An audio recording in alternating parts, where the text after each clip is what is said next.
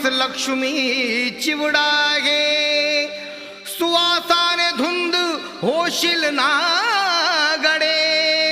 हातात धर बघ हा केवडा आहे.